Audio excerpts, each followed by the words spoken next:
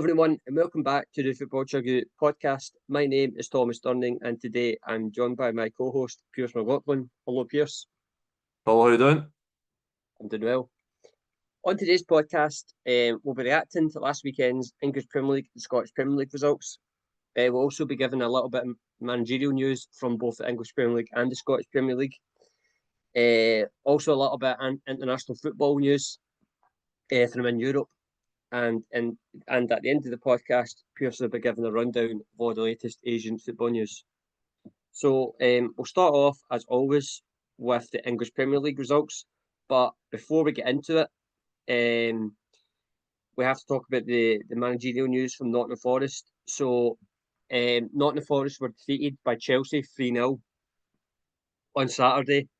On Saturday, the 18th of October. And I think it was what, minutes after, I don't know, it was something like 11, 12 minutes after the full-time whistle went. Nottingham Forest announced that they had sacked Ange Postecoglou. It was very much very much a brutal sort of statement, just basically saying that after poor results and poor performances, we've decided to part company with Postecoglou. He was only manager of Nottingham Forest for 39 days.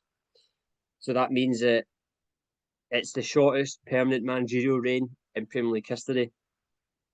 So, Pearse, Ange Postecoglou sacked as Nottingham Forest manager. What's the thoughts? But it's not. I'm going to say shocking, but it's not really shocking under this owner. Marinakis, I think he said 12 managers in 22 years, and for Olympiacos, so I think he's quite cutthroat. But obviously does a lot of success at those two clubs, but I think it's just madness that they get rid of Nuno Espirito Santo at the start of the season. And then when they brought Ange in, I thought this is his chance to redeem himself after last season. In terms of also in the Europa League, which is a massive achievement. Not like managed to win the European trophy, but his league form last season wasn't great. So it's a chance to redeem himself and get back up to that level again. But it never materialised. It never got started. It never got going. And then every game was just more pressure building on him, and they were conceding far too many goals. They were playing some nice football at times, but they just weren't converting the chances, and defensively they were all over the place. So for me, the writing was on the wall, and I think like you talk about the new manager that's going to come in, Sean Dyche. It's like completely contrasting styles. Like you went from like a defensive kind of minded Nuno, and then Ange Postecoglou's come in, free flowing attacking football. You're trying to implement a new style.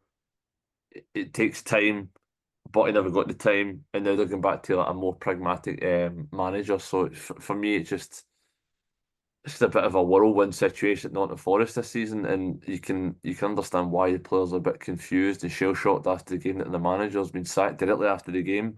They're not even allowed to leave the stadium until to go home. He's just like he got him right after the tunnel, down the tunnel. He was like, "You're sacked. That's it, done."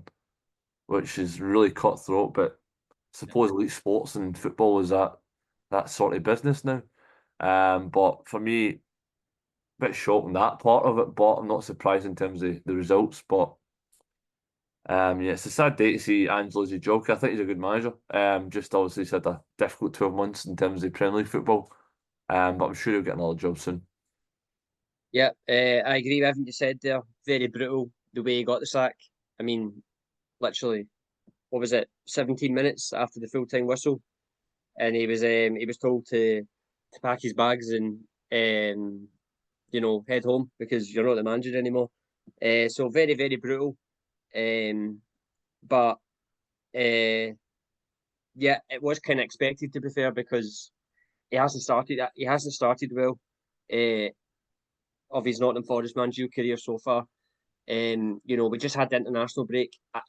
For me, I was expecting him to go during the international break, but Marinakis decided to keep him on. But the Chelsea game, I think, was the final straw. Like when they got defeated 3-0, I just thought that, I don't think this is going to last. And obviously, he's decided to cut ties with Postecoglou. But I did find that it was an odd appointment in the first place because obviously we know the job that Nuno done at Nottingham Forest, and the sort of style of football Nottingham Forest played last season that made them successful. Very defensively solid, played the counter attack and played a low block. Whereas with Ange Postecoglou, you're going the totally opposite way. You're playing a high pressing game, taking chances. You know, your defensive line's really high up the pitch. Totally everything different to the way Nuno set his team up. So I thought that I did think it was going to be interesting to see how it went, but it's obviously not went well. And some people might say it's harsh. Some people might say it's not harsh and he deserved it. But I mean, it's not a nice start to see for him. 39 days. He lasted the shortest managerial reign. You know, it's not very nice to see that. But to be fair, in my opinion, it's not surprising. That's kind of what football's like nowadays. It's just so brutal, especially in, as you said, in the top level, like the Premier League. And then, as you said, Nottingham Forest have now appointed Sean Dyche. He previously just managed Everton. He's managed Burnley as well. But they've given him the job.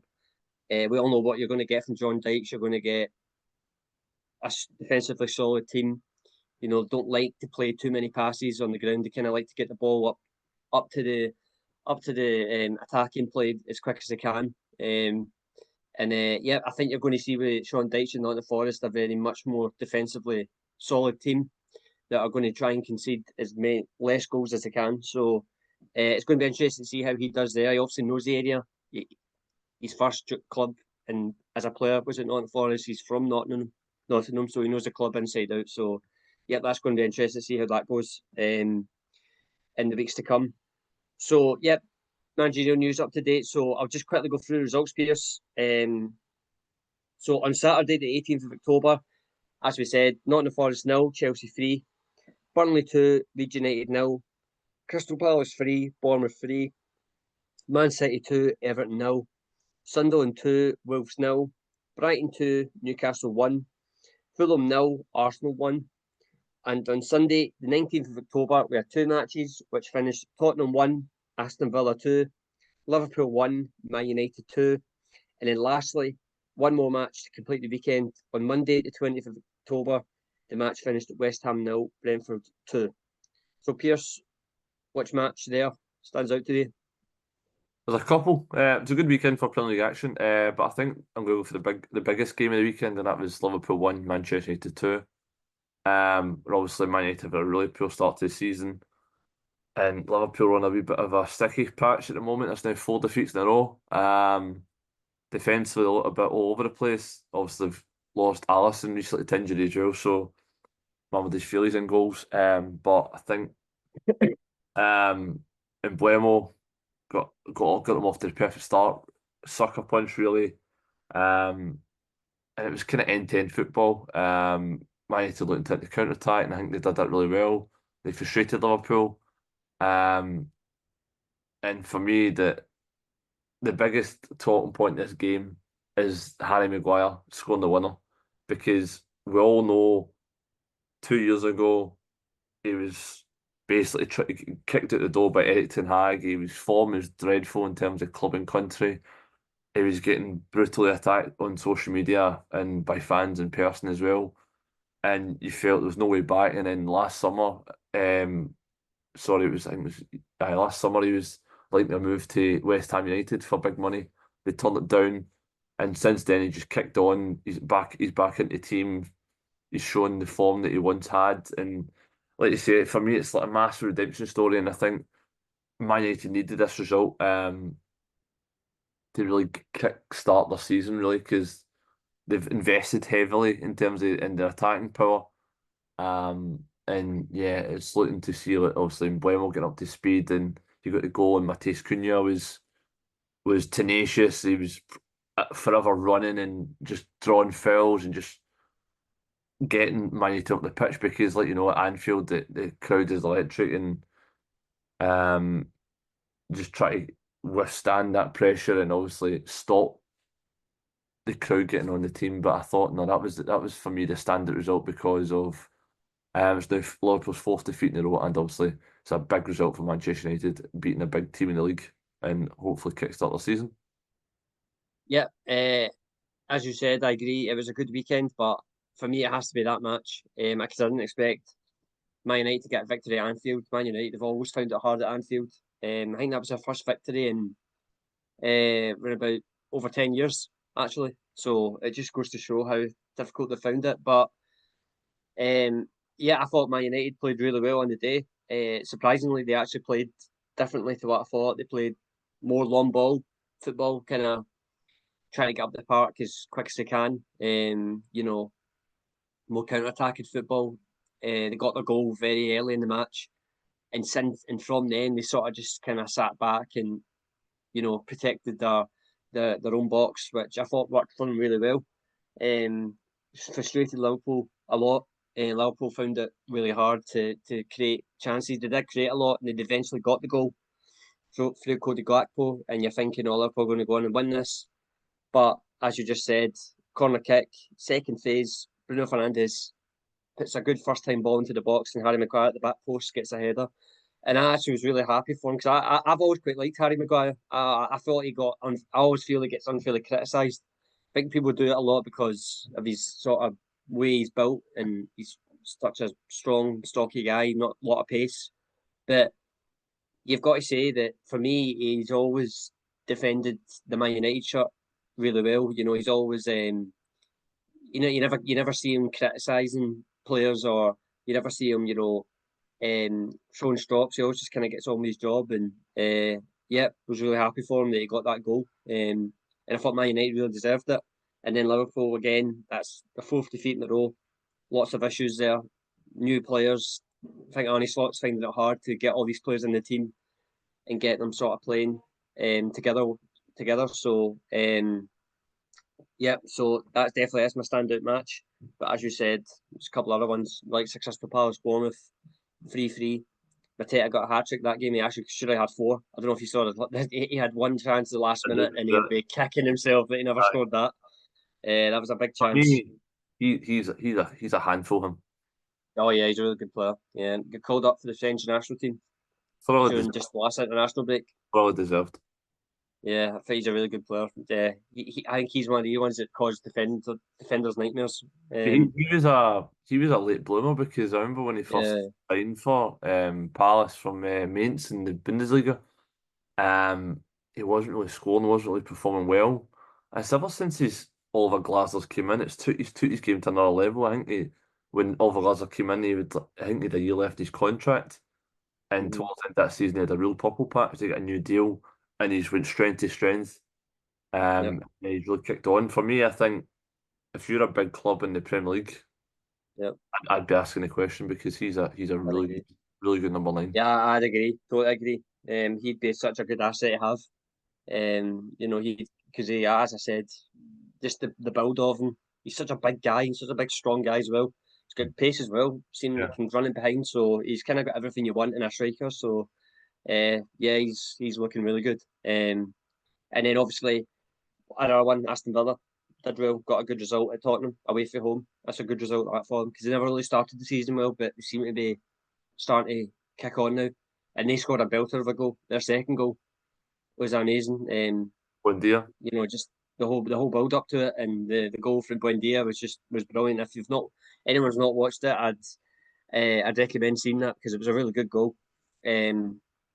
So that's Premier League covered, and we'll obviously go back into it next week on the podcast. So we'll move on now into the Scottish Premier League. So before we start with the results, we have again more managerial news. So after quite a few weeks, Rangers have eventually appointed a new manager, and that new manager is Danny Rohl. So Danny Rohl is the former Sheffield Wednesday manager, and he's joined Rangers on an initial 2.5-year deal. So he's a German. He's had experience working with some of in Europe's top football environments. He's worked at Leipzig, Bayern Munich. He's worked in the German national team with Hansi Flick. But they were all assistant first team coach jobs, and then he went into Sheffield Wednesday, and was there for a couple of years. But Pearse, Danny Rohl, appointed you Rangers manager. What's your thoughts? What roles is it? Oh God, we're starting already. No, sorry, I took it a wee pun in there. But no, you mentioned it there. He was obviously assistant manager to a lot of big jobs in terms of Bayern Munich, Leipzig, Germany, which obviously do him a world of good. Obviously, working close with Hansi Flick when Bayern Munich won the Bundesliga and the On the Champions table. won the treble that year. Yeah, so that was a very good season. And obviously Sheffield Wednesday, which is his only job to date before taking Rangers. And obviously, he said, I don't know if you know, but Sheffield Wednesday have had really financial difficulties, like Yeah. players, staff. There was uncertainty around the club, and he managed to save them from relegation, and he managed to get them towards kind of mid-table, which is good for, um, considering where they were, when they took over. But like you say, it's like Championship, it's a completely different kettle of fish from Rangers and Celtic in Scotland, like because you're demanded to win every game. Where don't think the pressure was as much as that. And obviously we know what Russell Martin, when he came from the Championship up to Scotland, and it didn't last very long. But like you say, he's a young manager. He's obviously had a lot more experience in terms of big club environments. So I think he'll know what it means very quickly when it comes to Glasgow. But yeah, it was one of those ones that's it's been quite a whirlwind situation, Rangers, in terms of the managerial. Because obviously you thought it was Gerrard, it wasn't Gerrard, then it was going back to Gerrard, then it was Muscat, and it wasn't Muscat. Danny Rohl rolled himself out, and then Muscat ruled himself out, and then Danny Rohl was appointed within like 24 hours. So it's been it's been a hectic situation around Glasgow, and the Govan side. But I think it was done quite swiftly once Muscat ruled himself out of the role. But I think Danny Rowe, young manager, we'll have to wait and see what happens. But what he has to do is he needs to hit the ground running. And I think January will be big for him if he can make it to January and getting the players that he wants in terms of like you say, because like if you don't win games at Rangers, then you're not going to a job for very long. So I think he needs to hit the ground running and start winning as many matches as possible and get Rangers up that table because where they're at the moment, they're just it's not where they need to be. It's not where they should be. They should be up the top of the league, challenging for titles and challenging for trophies. But yeah, Danny Rowe appointed Rangers manager. Yeah, so it's one of those ones you don't know much about him really. Could obviously only had one job, but it remains to see what will happen. But I think young manager, he's exciting, and we'll see what happens. Yeah, I agree. I think you've said there. Just firstly, the managerial sort of situation with Rangers since they've sacked Russell Martin has been it's been pretty hectic. To be fair, it's not went well at all. You know, Steven Gerrard was a top target.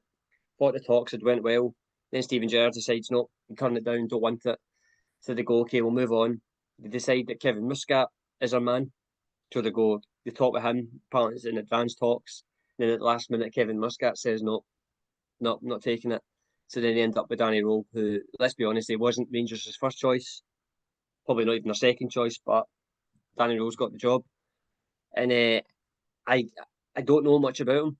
I know obviously he actually did a good job at Sheffield Wednesday, to be fair, because for the last couple of years they've had really difficult situation with their owner. They're not getting their wages. He couldn't sign players, but he took them over when they were adrift in the relegation places, and he got them out of it. And then the season after it, I think they finished 12th, which is really respectable. So, in terms of Sheffield Wednesday, he done a good job. But you go from Sheffield Wednesday to Rangers, I think he's going to realise quickly it's quite a big job and quite a big sort of difference, especially with the situation Rangers are in right now. The fans, you know, they don't like their club right now. The new owners are still bedding themselves in to the club. You know, he's got a massive job in his hands. He really does, and now it's going to be interesting to see how he deals with it. Does he have the sort of experience? Does he have the calmness and all that sort of stuff to deal with it all? But at the end of the day, he's got to just have to win matches on the pitch because that's his job really, is to get his team playing well and picking up 3 points at the weekends. So it's going to be interesting to see how it goes. I don't know what I'm going to expect in terms of style of play. But yeah, it's definitely an interesting one. So Danny Rohl appointed Rangers manager. So just quickly, and then we'll go through the results from last weekend. So on Saturday, the 18th of October, it was St Mirren 0, Aberdeen 1, Rangers 2, Dundee United 2, Motherwell 1, Falkirk 2, Hibs 4, Livingston 0, Kilmarnock 0, Hearts 3. And then on Sunday, the 19th of October, we had one match which finished Dundee 2, Celtic 0. So Pearse, which match stands out to you the most? Quite a good weekend, actually, again. I think you mean matches. I think there's quite a few matches we can talk about, Tom. There's no. I in terms of matches, yeah, quite So a lot of stuff to see. I think we should talk about the two biggest results. I think we'll start. I think we know the biggest one. I think we'll start with the Rangers one first. Okay, Rangers 2, Dundee United 2. Like you say, I think Rangers started the game well, brightly. Got the lead, and then second half they just do what Rangers do. They kind of revert back to sorts, which they can have a really good period and they have a really poor period, and Dundee to get themselves back in it to sniff blood. They had chances, and Rangers again really open at the back, really sceptical to the counter attack. And when Dundee had the ball, they caused chances and they caused Rangers really a lot of problems and really worrying times because defensively in the midfield they just seem to be oblivious to their defensive duties. They just want to just all go forward, and they managed to get an equaliser late on through Tavernier, but again, it's not a good enough performance. But I would like to touch on the two goals for me that was unbelievable finishes, which was Asgard's finish was he just dribble past a couple of players, cut in, bent at the top corner, and then Sibbald's in the second half is even just as good in terms of he played a brilliant through ball for Satsford. Butland saved it, it came back out to him, and even the chest pass from the striker to lay it off, and then he just bends it around into the top corner, past Jack Butland, and obviously Jack Butland's a top quality goalkeeper. So in terms of that was a significant result in terms of Rangers dropping more points. And then obviously Celtic losing to Dundee 2-0 on Sunday, which was a shock result because Dundee have had a poor start to the season. They did have a draw against Rangers at Ibrox earlier in the season, which was against all odds. But to a man, I thought Dundee deserved a 2-0 victory, and I thought they probably could have got more. I thought they defended well. They defended a low block, but once they broke with purpose. And for example, someone like Congreve and Hamilton in the middle of the park were just a nuisance in terms of the energy level, and they just caused them problems. Like there's a situation in the first half where, for example, Celtic would get the ball on the edge of Dundee's box, and then those two players will then win a corner up the other end right away. And you don't expect stuff like that from Dundee, who are meant to be like a pragmatic side that can't play football, but they did play some really nice football at times. And I thought Congreve was a star man because he turned Liam Scales inside out for the second goal, and he got an assist for the first goal as well. So he was a nuisance down that right hand side. And I thought they just wanted it more in terms of fight, determination, spirit. I thought a lot of Celtic players were well off the standard. At times, I thought the pass was far too passive and slow, side to side, and it didn't really test McCracken in goals. I thought Dundee were comfortable in the game, and I thought the game plan worked spot on. I thought Stephen Presley got it down to a man perfectly because obviously right before that national break, Dundee get absolutely walloped 4-0 by Aberdeen. So to go from a 4-0 defeat to then have that time on the training pitch to then get a game plan sorted for Celtic at home, you got spot on. I thought Dundee deserved the victory, and yeah, that for me was the standard result because obviously Celtic's first defeat of the season. But worrying times for Celtic now, they're 5 points behind Hearts at the top of the table, so they'll need to get that together soon and start getting their forward line scoring goals because it's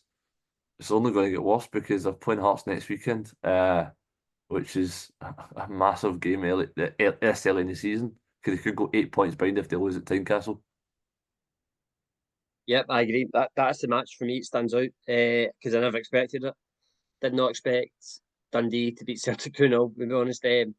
Just thought with Celtic winning before the international break, they beat Motherwell. I thought, right, Celtic will probably kick on now and start picking up a run, but no, they just didn't at all. They were really poor at the weekend, especially in the first half. I thought they were really, really, flat and didn't create much. And Dundee thoroughly deserved a 2-0 half-time lead. And then in the second half, Celtic had all the ball and didn't create anything really. I don't really remember off the top of my head a really good chance. Um, you know, uh, yeah, it was a really bad performance from Celtic. And as you said, the forward line is something that is it's not going well for Celtic at the moment. I think Brendan Rodgers admitted that that they're not clicking going forward. They're struggling to score goals. And yeah, big problems at Celtic. And as you said, playing Hearts next Sunday, and Hearts are favourites for that match. Hearts they won 3-0 at the weekend, and they're scoring goals for fun. Winning every game, and they're at Tynecastle as well. They're going to be right up for it. And to go 8 points clear, I think if Hearts were to win on Sunday and go 8 points clear, I probably would take them as serious contenders for the title. Because 8 points is quite a big gap. So, yep. So Celtic are definitely chasing at the moment, and it's not often you see that. Yeah, definitely that was my standout match. Obviously, you mentioned Rangers. To be fair, Rangers at the moment, I'm not overly surprised to see them not winning at Ibrox because they're just struggling a lot in the league. But it was worth mentioning you, Pearse, about the goals that were scored in that game. Really good goals, and then Hearts as well going to Rugby Park and winning 3-0. Thought that was really impressive as well. So yeah, so a standout match was the Celtic match. So that's all the leagues covered. So we'll just move on to one more bit of international football news before Asian football news, and that's from the Swedish national team. So we find out that the Swedish national team have appointed former West Ham manager Graham Potter as our new head coach. So Sweden sacked John Dahl Tomasson about a week ago after during the international break, and they've appointed Graham Potter. So Graham Potter he's accepted the role on an initial short-term basis. So basically, he's going to take them to the end of the World Cup sort of group stage to see where they are, because I think they still have a faint chance of getting a playoff, and then they're going to go from there. So, yeah, Pearse, Graham Potter, Sweden manager. What do you think? I think it's a good appointment for him because we were talking about him recently in the podcast a few weeks ago when he got sacked from West Ham. That it just wasn't working out for him, and his kind of stock was went down since he's left Brighton. And it's kind of like a full circle moment for him because he started his career off in Sweden in the fourth tier of Swedish football in 2011. And that's where he earned his trade. That's where he got he walked through the divisions, got his team into Europe, um, and then got the job at Brighton, and then the rest is history in terms of the Graham Potter we all know today, in terms of managing the Premier League with Brighton, Chelsea, and most recently West Ham. But I think this could be a job that works brilliantly for both because Sweden have started their World Cup campaign, qualifying campaign, really poorly. And considering the firepower they've got in terms of Alexander Isak and Victor Gyökeres, so it could work out well for him if he does really well. He could then land himself in a top job, or he could take the job on for a number of years in a longer term basis. Because I think obviously if you can't manage the Premier League, I think managing internationally at World Cups and Euros is exciting for anyone. And obviously, like you say, he did his first interview recently, in front of the press where he spoke fluent Swedish as well. So it's very impressive that British people can speak other languages other than just their own English. I mean, so there's many positives Yeah. done that, so it's good to see that as well. That he can speak our language, and I think he will do well. Yeah, I agree. I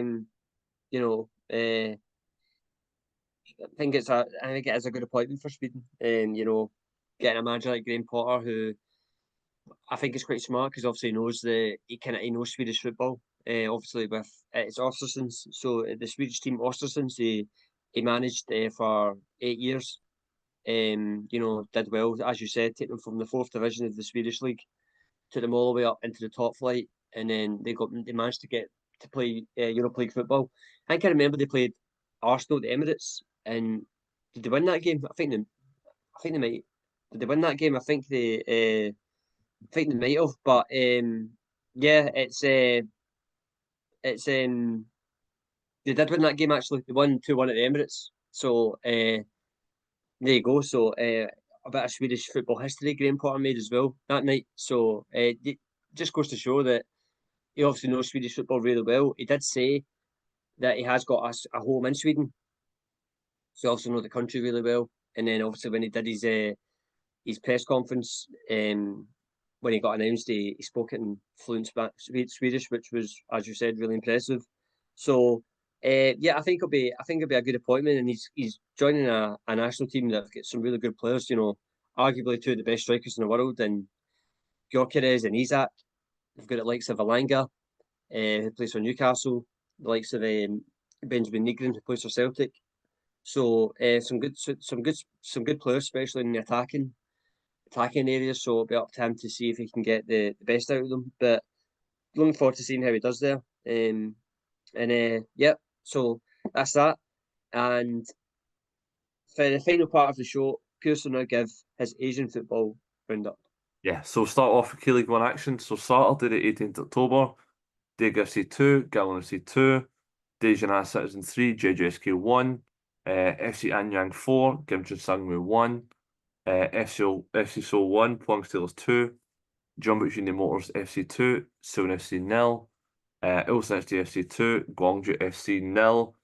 And with that victory at the weekend, Jeonbuk Hyundai Motors have now been crowned champions of the Hana Bank K-League 1 2025. They're the first club ever to win the K-League Championship 10 times. So in terms of the league table, Jeonbuk are champions, 71 points. Second place, we've got Gimchun Sangwoo on 55 points. Joint second is also Daejeon Citizen with a inferior goal difference, and then just beside the Asian Champions League places, we've got Phuong Steelers on 51 points. In terms of the bottom half of the table, we've got Daegu FC, rock bottom, 27 points. 11th, we've got JJSK on 32. The two of them are kind of cut adrift a bit because Suwon FC is the final relegation playoff place on 38 points. And just outside the relegation playoff places is last season champions Ulsan HDFC on 40 points. So J League 1 action now. Friday the 17th October with Sanfrecce Hiroshima 0, FC Tokyo 0, Vissel Kobe 0, Cashew Antlers 0. Saturday the 18th October with Fagiana Okayama FC 1, Seizo Osaka 2, Gambo Osaka 0, Cashew Yuso 5, Kawasaki Frontale 5, Shimizu SPL 3, SV Chizovia 0, FV Fukuoka 0, Tokyo Verde 1, Alps Nagata 0, Yokohama Mariners 4, Ura Diamonds 0, Yokohama FC 2, Nago Grampus 2, and then Sunday the 19th October we had Shonan Bamari 1, Kotosanga FC 1. So in terms of the table, we've got Cashew Antlers top on 66 points, second we've got Cashew Yuso on 63, and third place we've got Kotosanga FC on 61, and just beside the Asian Champions League place we've got 61 points also is Vissel Kobe. And at the bottom of the table we've got Alberts Nagata, 22 points, massively cut adrift, Shonan Bamari on 26 points. In 18th position, the final relegation playoff places is Yokohama FC, 32 points. And just beside it is Yokohama Mariners on 34 points. In South Korea, and PSG midfielder Lee Kang-In has won the AFC International Player of the Year. And that is all your latest Asian football news. Thank you, Pearse, and thank you everyone for listening to this episode of the Football Chuggu Podcast. This podcast will be available to listen to on the Football Chuggu YouTube channel and also the Football Chuggu website. Thanks for listening and see you soon. Bye-bye.